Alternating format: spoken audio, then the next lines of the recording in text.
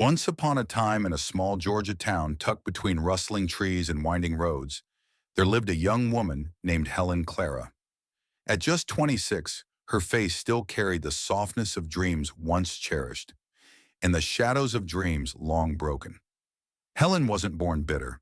She used to believe in love, in kindness, in magic. She believed love could fix people, heal hearts, make the world gentle, but that was before the man she trusted more than anyone, her fiancé, shattered her world. Before she walked in on him with her best friend in their bed. Before he said, "You were too much of a dreamer anyway," and laughed. She left without a suitcase, just her purse, her broken pride, and the ring he never had the decency to buy. Worse than the betrayal was what came after. Her stepmother, a woman who had never loved her, never even tried, used that heartbreak as fuel. "That's what you get, Helen," she would sneer. "You think men want girls like you, half Mexican and soft in the head?" Helen never spoke back. She just nodded, took the words. Let them bruise her silently. Her father had died years ago, and with him, the only person who'd ever loved her without conditions. So Helen built a wall, not around her house, around her heart. She worked in a tiny flower shop on Main Street. Bright petals and perfume, colors and stems. They were her escape. She talked to roses, whispered to lilies, named the sunflowers after people she wished she could become. Strong, tall, proud. She was kind to every customer, even the ones who called her Flower Girl like it was something small. But when the sun set and the open sign flipped to closed, Helen turned off the warmth like a light switch. At 8 p.m. sharp, she would lock the door, sweep the floor, and head home to an apartment that was just a little too quiet. She'd heat up dinner, always something simple, mac and cheese, canned soup. Sometimes she didn't even eat. She'd just sit by the window, watching cars drive by, wondering what it felt like to be chosen, to be wanted. Love to Helen had become a cruel story someone else got to live. She saw other girls her age post pictures of diamond rings and date nights. And she watered dying daisies at midnight. She folded laundry alone. She held back tears during rom-coms, pretending the swelling in her chest was just from the cold. She told herself she didn't need love, didn't want it, but in truth, she was just terrified to want it again. Because what if it broke her again? She used to imagine what her wedding would look like. Now she couldn't even bring herself to wear white. She didn't believe in fairy tales anymore. Not in princes, not in happily ever afters, not in kisses that healed old wounds. Her world had shrunk to four walls, a counter of roses, and the sound of rain tapping on glass. Until that night. It was a Thursday, late September, the kind of night where the sky looked bruised and the wind carried secrets. The flower shop was nearly empty. Just Helen, her broom, and the last bouquet of white roses she hadn't sold. The clock read 7:58 p.m. She moved toward the door, ready to flip the sign. But then, ding! The bell above the door rang, and there he was, a man in a long black coat, soaked from the rain, his hair stuck to his forehead. He looked lost, or maybe just tired of pretending he wasn't. His shoes left puddles on the floor. His breath was visible in the cold. Helen's hand hovered over the light switch. "We're about to close," she said softly, expecting him to nod and leave. Most did, but he didn't move. He looked at her like he had traveled 100 lonely miles just to be there. "I just need one flower," he said, his voice low. Rough. "For someone I lost." Helen's fingers trembled. She didn't know why. Maybe it was the way he said lost. Maybe it was the way his eyes held too many ghosts. Without another word, she reached for the white lily on the shelf. No questions, no sales pitch. Just a single bloom for a stranger's grief. "For love lost?" she asked, her voice barely a whisper. He nodded, pain flickering across his face like lightning in a storm. He took the lily, placed a $100 bill on the counter, and walked out. Didn't even ask for change. Helen stood there, holding the money, her heart pounding louder than the thunder outside. She watched him walk away through the glass. Tall, alone, a shadow swallowed by rain. She didn't know his name, didn't know why his eyes had stopped her breath, didn't know that this one moment, this one night, would change everything.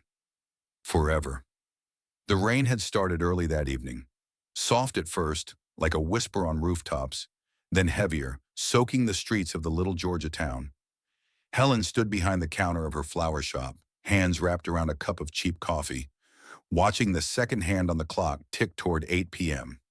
Another lonely Thursday, another night alone, another evening where the world outside moved on, while she stayed exactly where she was, frozen in place.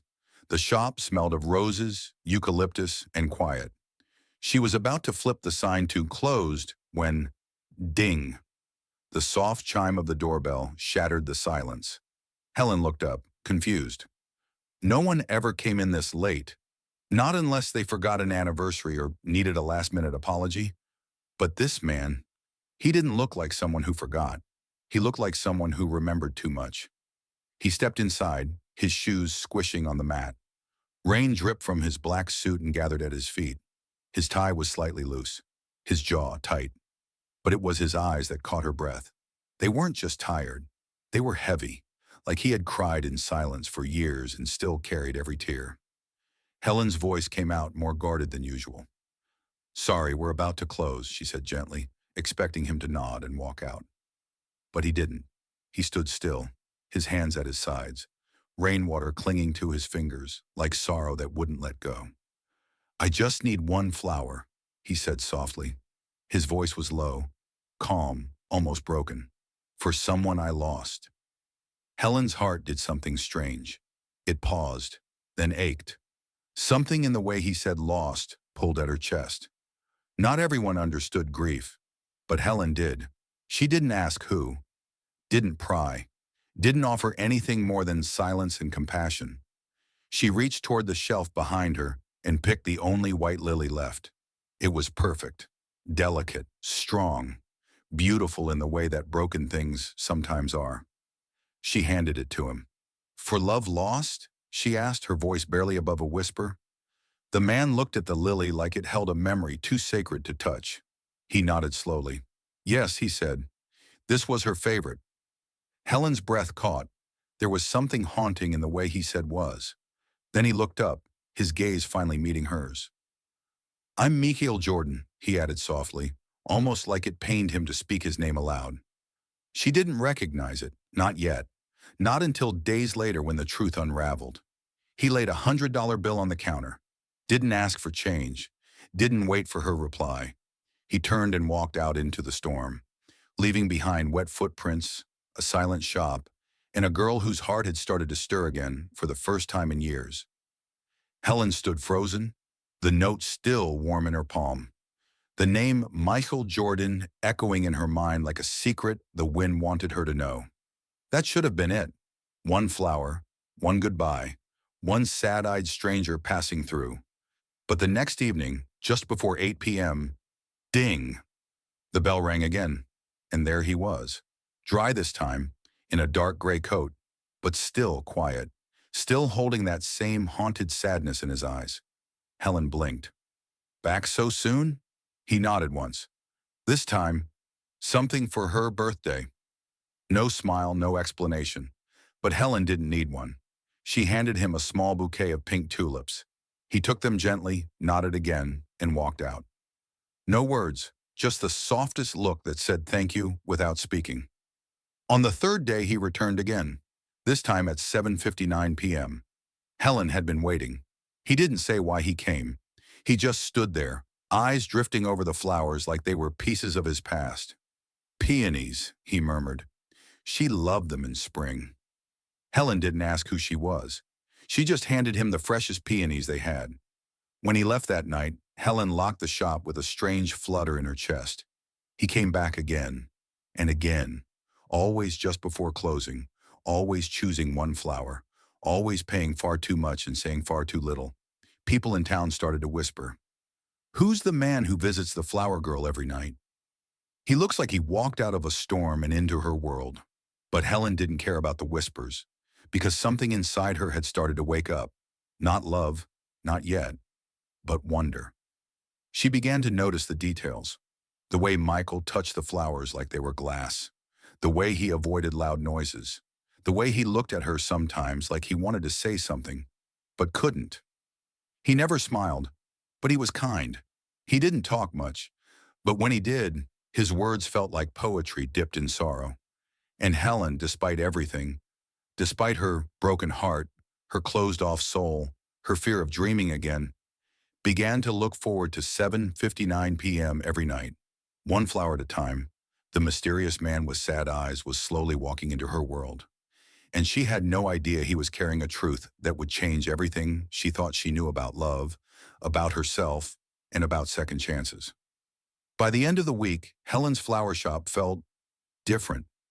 Not because the roses bloomed brighter, not because the lilies stood taller, but because every evening at 7:59 p.m., he walked in and stayed a little longer.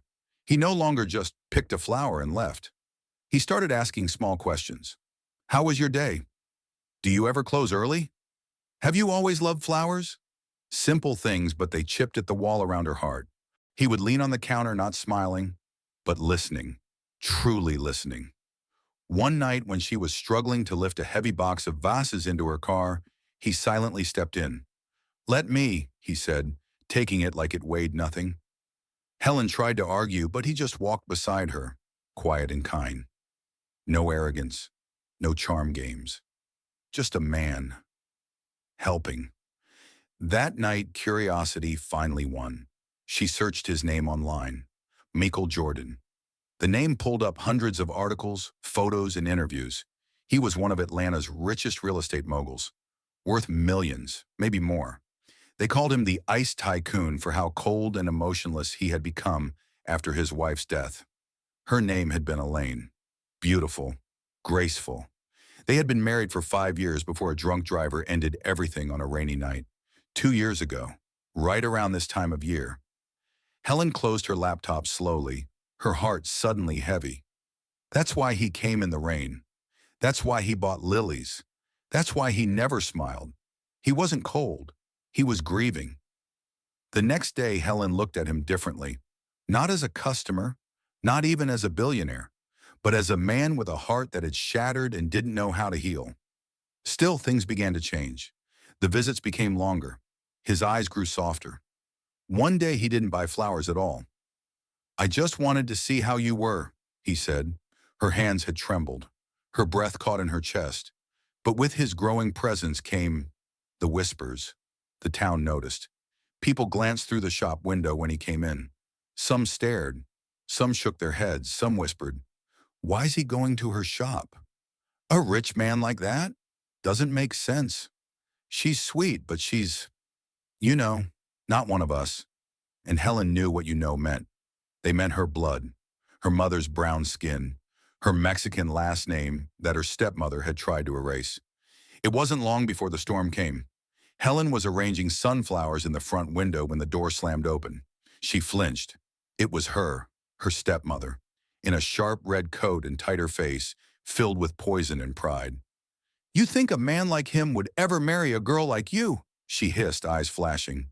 Helen's hands trembled. "I didn't," she tried, but the woman cut her off.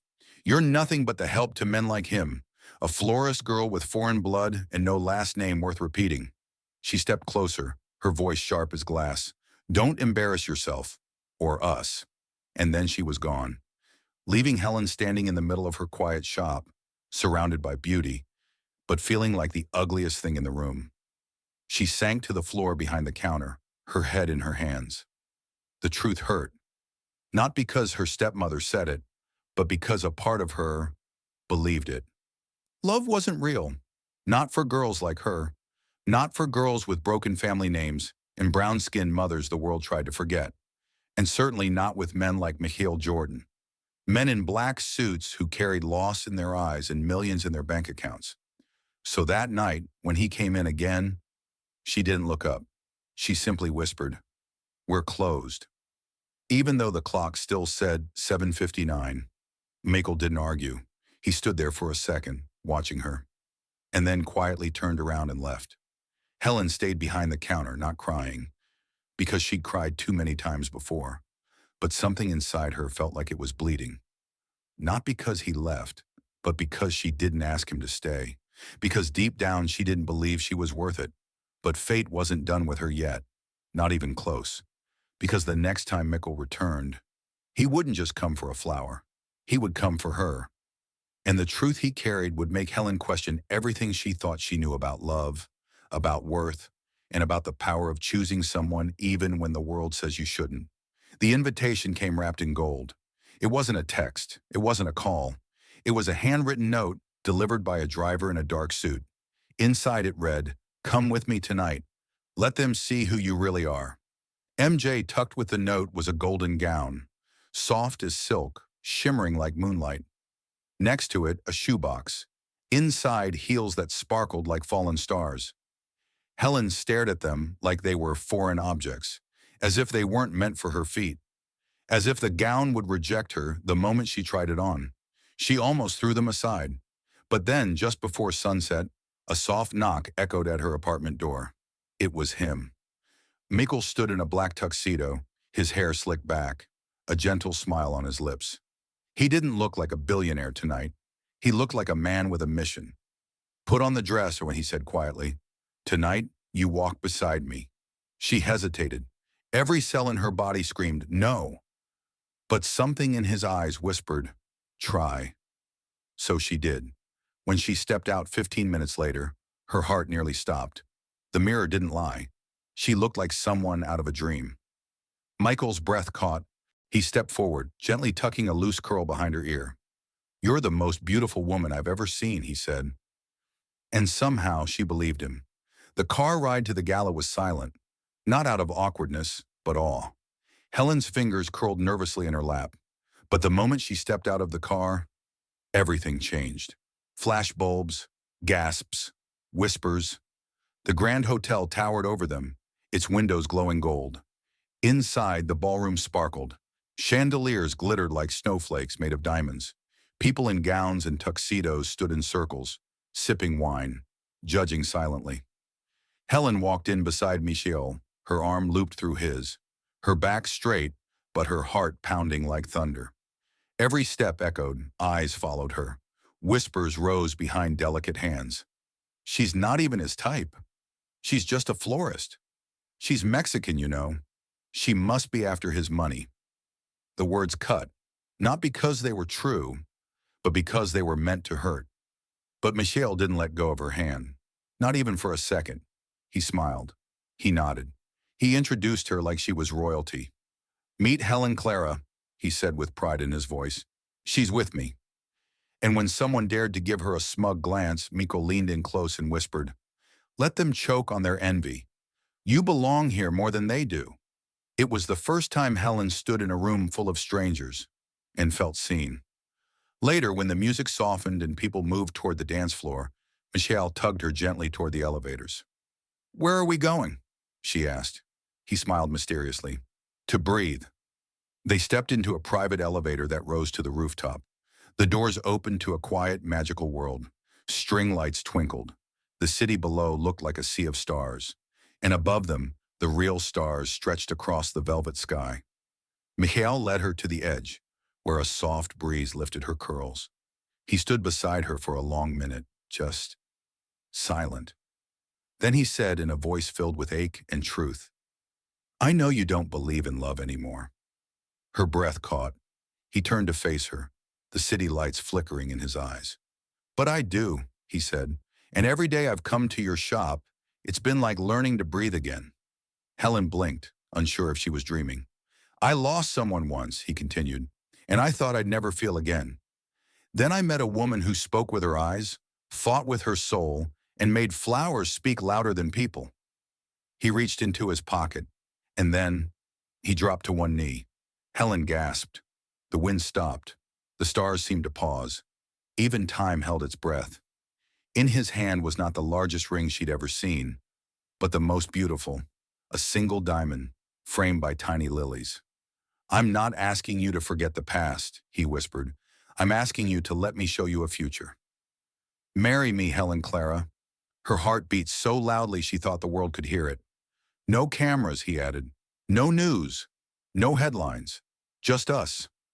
Tears filled her eyes, but she wasn't crying because she was scared. She was crying because for the first time in years, she felt seen, wanted, safe, but also afraid. Could this be real? Could someone like him truly want someone like her?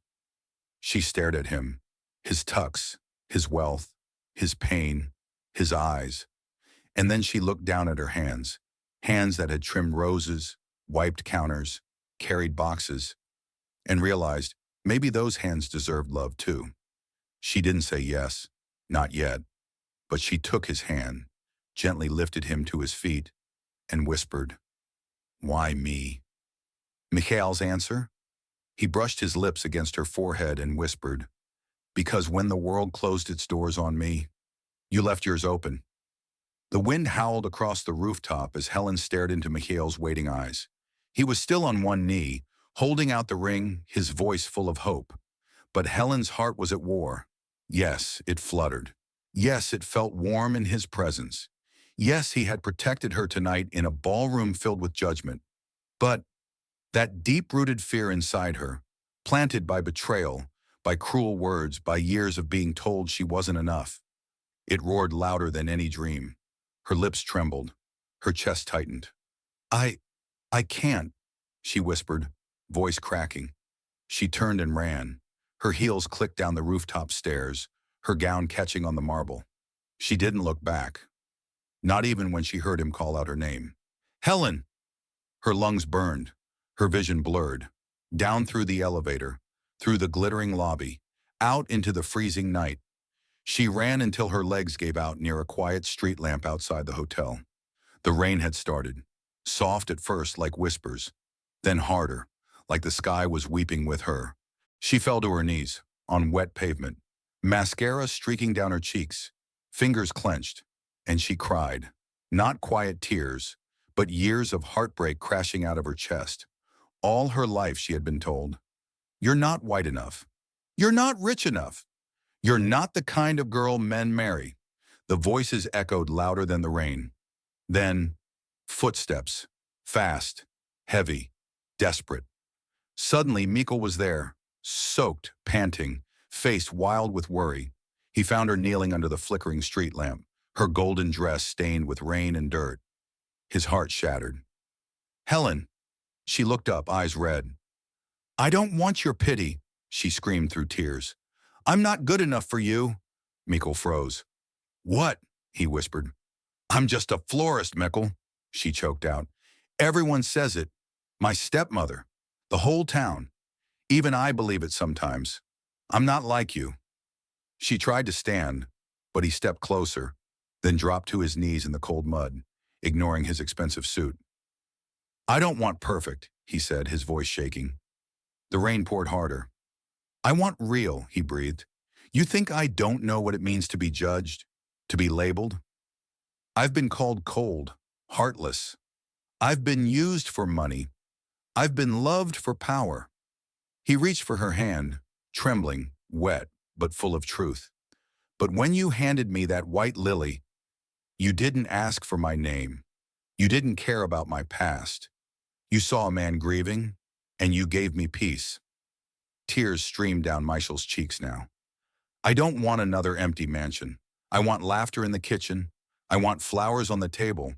I want a woman who cries when she feels, who fights when she's hurt, who walks through storms and still blooms." Helen stared at him, her soul trembling. "I want you," he said.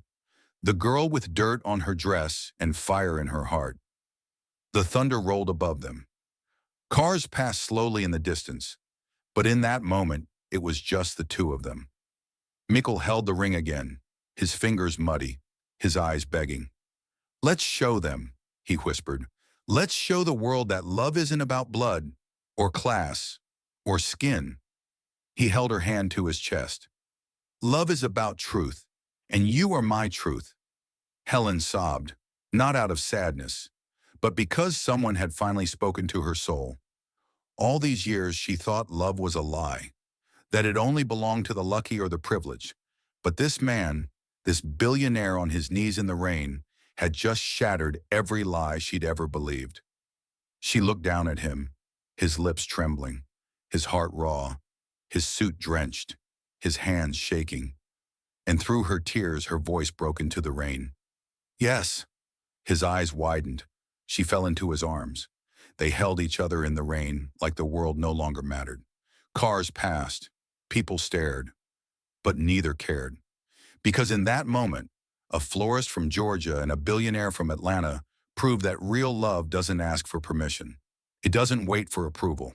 It simply is. The day dawned bright. Not fancy, not loud, but beautiful in a way that felt right. No castle, no red carpet. Just a small white church on the edge of town, where magnolia trees bloomed and sunlight danced through stained glass. Helen stood before the mirror in her tiny room behind the chapel. Her gown was simple, ivory silk with hand-stitched flowers. No diamonds, no lace worth millions, just a ribbon in her hair, and a heart full of something she thought she'd lost forever. Hope. Her hands trembled as she fixed her earrings. She thought of her late mother, who once whispered that love wasn't about what the world says. It was about what your soul feels. She wished her mother could see her now. Outside, laughter echoed. Florists from her shop were tying wildflowers to the pews. The baker next door delivered cupcakes, not cake.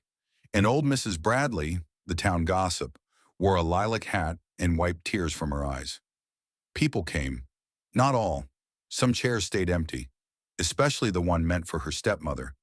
But Helen didn't cry. She looked out at the guests, real people. People who once frowned at her, now smiling through their tears. Because something had changed, not just in Helen, not just in Michael, but in the whole town. Michael arrived in a dark suit, no tie. He didn't come in a limo. He walked from the nearby street, holding a white lily. No photographers, no reporters, just a man with love in his eyes. As Helen stepped into the aisle, every head turned, not to judge, but to witness something rare. Love that defied rules. Love that wasn't born in riches or titles. Love that rose from pain. The music played softly, nothing dramatic, just a gentle tune on a guitar, played by her co-worker's teenage son. Michelle's breath caught when he saw her. No runway model, no socialite, just Helen Clara. His love, his reason, his home. They met at the altar under a wooden arch wrapped in vines and lilies. The minister smiled. Helen's hands were shaking. Michael's eyes shimmered. And then came the vows. Michael's voice cracked, but he didn't hide it. I met you in the quietest way, when I was broken, and you were surviving. I saw your light before I even knew your name. People said we shouldn't fit, said your blood wasn't pure, said your world was small. But love isn't measured by skin, or class, or the size of your house. Love is about healing wounds, together. There was silence. Then, soft sobs. Even the mayor was crying. Helen's vows were simpler, whispered like a prayer. You didn't save me, Michelle. You saw me, and that was enough. You loved the broken pieces and helped me glue them back. I promise to love you, not because you're rich, but because you're real. And then, they kissed. No music swelled, no cameras flashed, just petals falling from the sky, thrown by her co-workers and the little girl from the bakery who used to giggle at flowers. The church bells rang. People stood and clapped, some louder than others. The richest man in the county hugged the florist girl who once made minimum wage. The sheriff shook Michael's hand. The high school teacher who once judged Helen now cried into her husband's coat. Love had broken through. They danced under lanterns in the churchyard. No DJ, just a playlist from Helen's old phone. Everyone joined, old, young, rich, poor. Someone started a bonfire. They roasted marshmallows. Helen's shoes got muddy, but she didn't care. Michael kissed the dirt off her feet, and as the night deepened, the whispers were gone. No more. She's not white enough. No more. She doesn't belong. Only one sentence stayed in people's hearts that night. Love doesn't need permission. As Helen and Michael drove away, no fancy car, just a pickup truck with "just married" in chalk, The whole town waved, some with tears, because they hadn't just witnessed a wedding, they'd witnessed a change. Heartwarming lesson to end your story. In a world that builds walls between races, wealth, and backgrounds, let Helen and Michael remind us, real love doesn't care where you come from. It cares where you're willing to go together. And sometimes all it takes is a white lily and someone brave enough to believe again. In a world that builds walls between races, wealth, and backgrounds, let Helen and Michael remind us, real love doesn't care where you come from. It cares where you're willing to go together. And sometimes all it takes is a white lily and someone brave enough to believe again.